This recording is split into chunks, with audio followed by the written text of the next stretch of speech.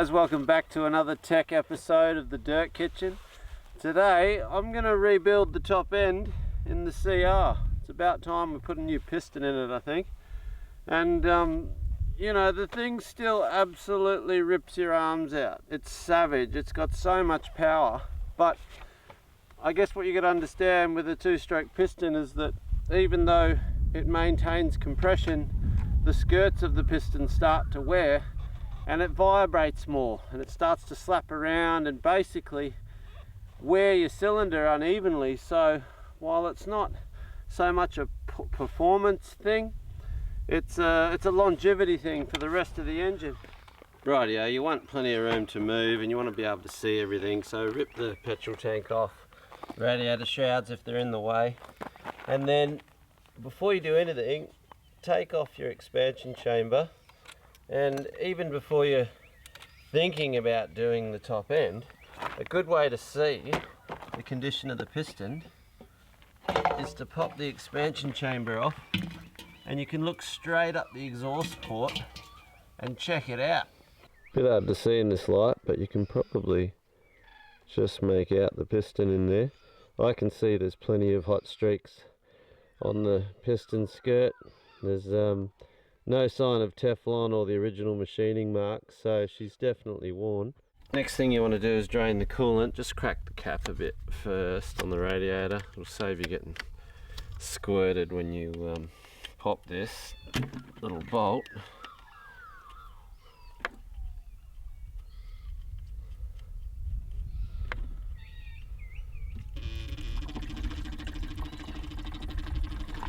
Next thing, undo all your radiator hoses, and you can kind of just keep the radiator hanging if you like, but you basically just want to get it out the way, give yourself some room to get the cylinder off. Right, spark plug out.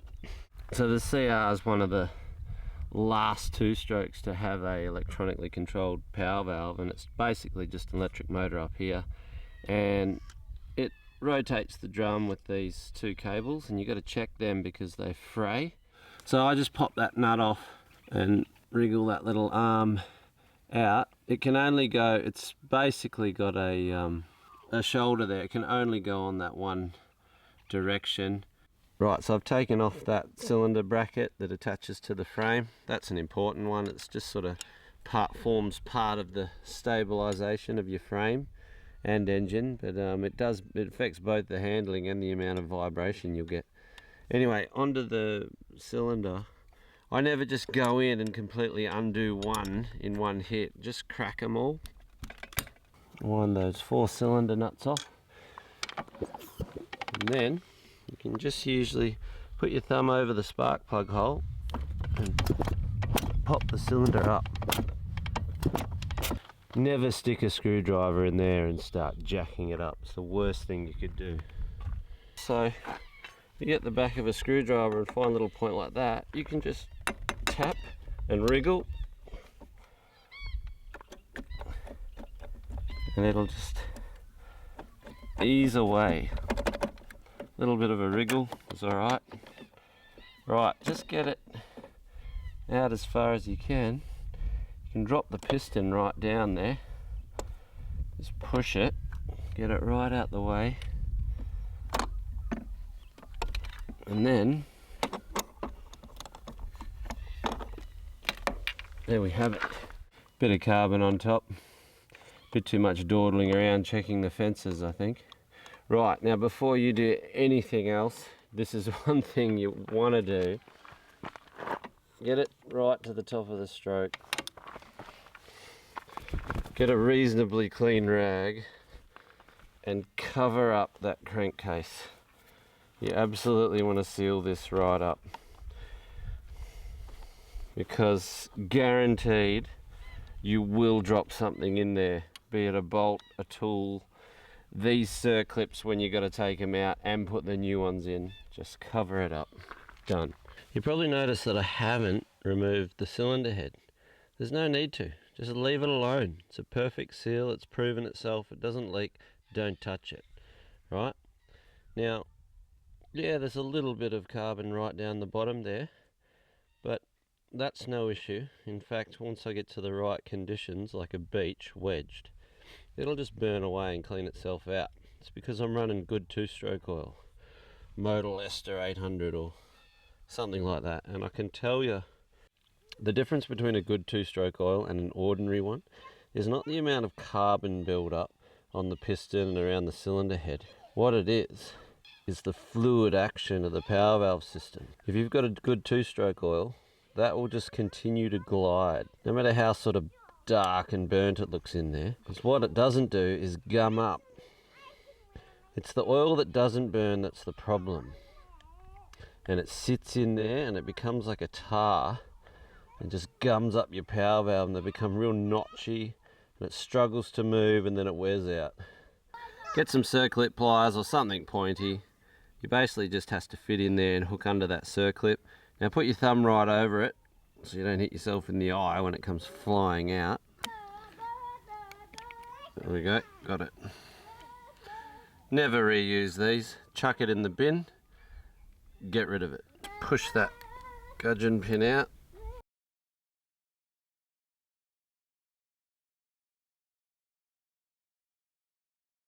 This old girl's had a fair run.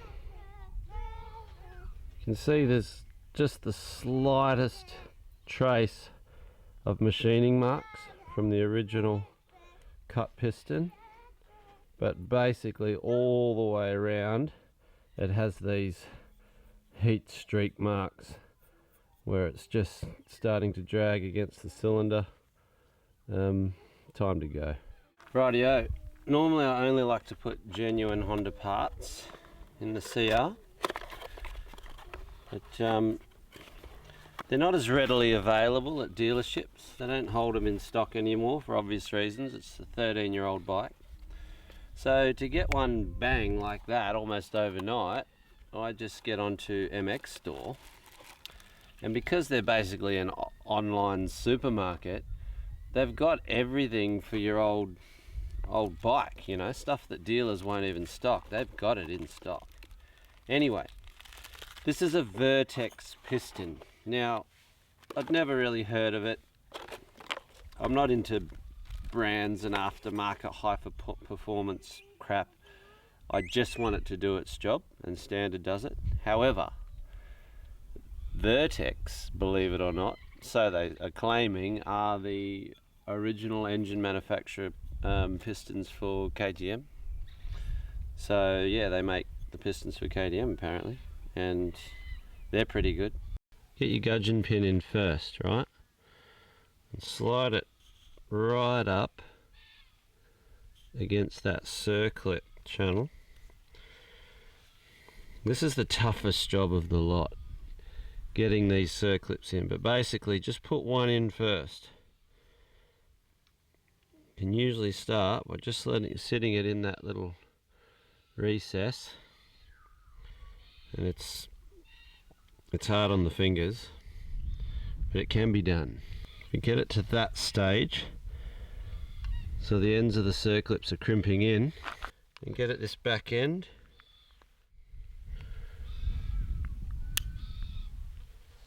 there we go. Did you hear that? Did you hear that magic click? That's in, and to check it, push the gudgeon pin out and you'll see a perfect seat. Get your brand new little end bearing that comes in the Vertex piston kit. Get a bit of 800, what is it? Modal Ester core off factory line off-road. This is good gear. Just a bit of that on there. Swirl her in. Right, next get the piston. You got your gudgeon pin in place. You got one circlip perfectly locked in. Oh, one other thing, absolutely important. If there's a little arrow on there like that, that points to the exhaust port. A little bit of feeling it in. About there, push, done.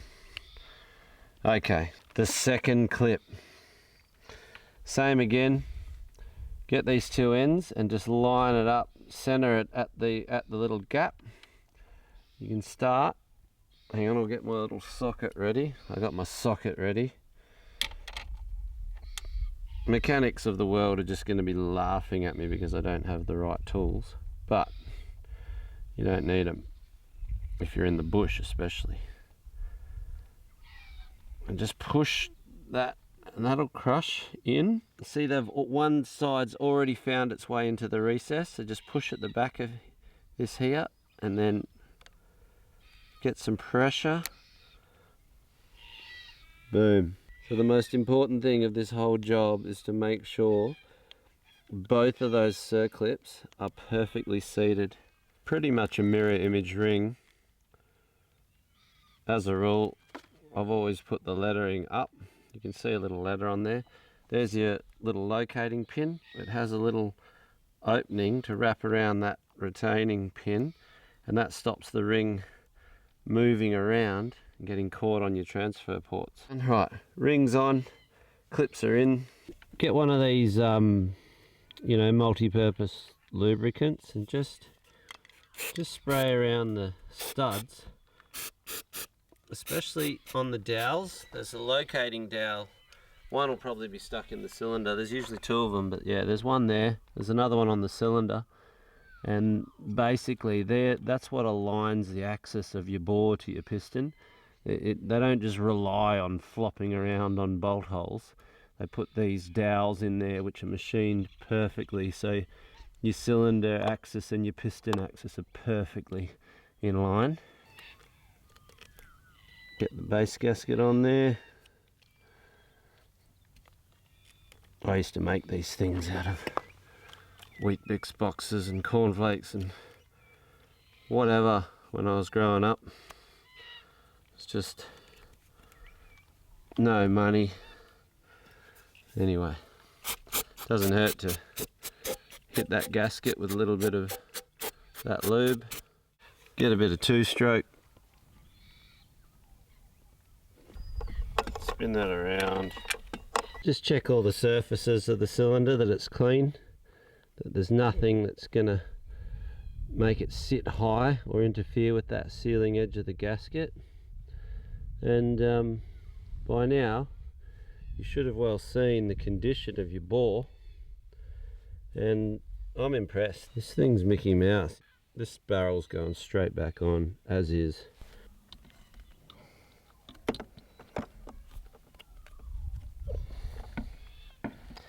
Just maneuver that cylinder up in as best you can.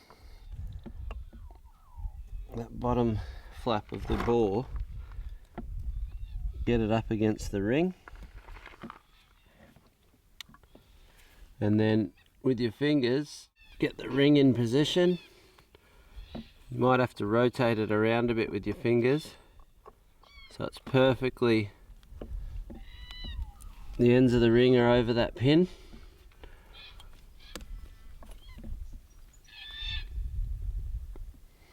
That cylinder will just drop down over the piston. No forcing anything. That's all just happening under its own weight. See that? Don't force anything. Just wriggle that dowel. You might have to punch it a bit through the gasket. You see that dowel just working its way through? There we go. Right.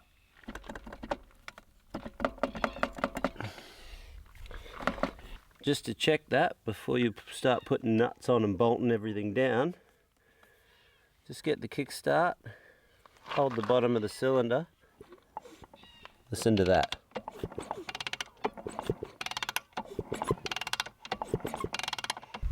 Put your 4-cylinder nuts on, get them finger tight and go around and just give a light little bit of pressure on each just to seat that gasket evenly.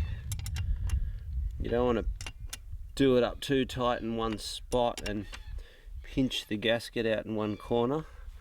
You just want to even pressure, keep going around in a circle on every one.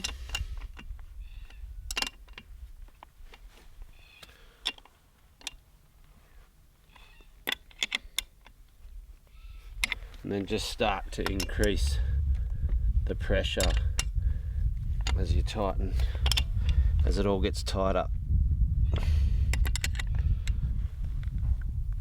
You know, there's a there's probably a torque setting for this cylinder, and if you ride into it you can get a torque wrench, but paper gasket, 14mm ringy, about that much is perfect. Love that. Radiator hoses on, drain bolts done up, engine brackets all tight, hose clamps, you got to check all of them, make sure you've got all of them. Exhaust is on, sealed. I reckon there's probably still enough fuel in the float bolt to fire this thing up. Whoa. Just like a new one. Wow.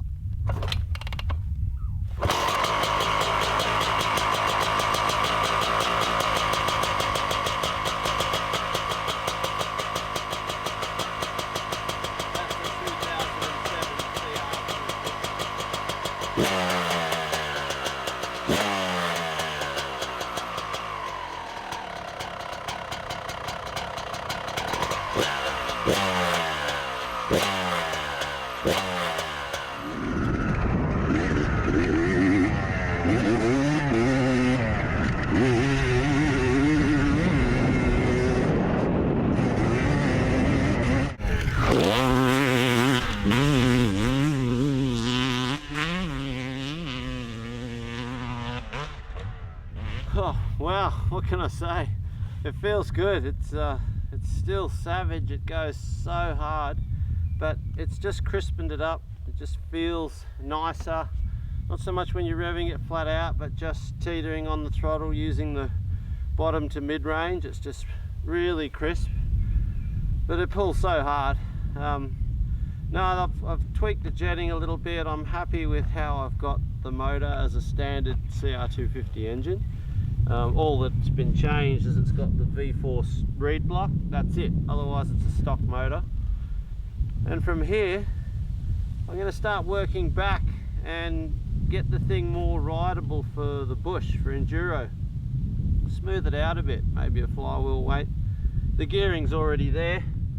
I've got a 1448 setup, which is pretty much bang on for this fast track, and it'll be fine for enduro. But yeah, it's a good experience. I think it's something that every dad who's got their child into riding bikes should teach them how to do a top end. If you're raising them on 50cc two strokes and 65cc two strokes, they should, by the time they're on an 85, know how to do a top end. It's pretty basic once you know. My uncle showed me how to do it when I was 15. I had, an old shitty RM80. It was the only bike, my first ever dirt bike, and I learned to do a top end in that, and it's set me up for the rest of my two-stroke days. But anyway, I hope you enjoyed that.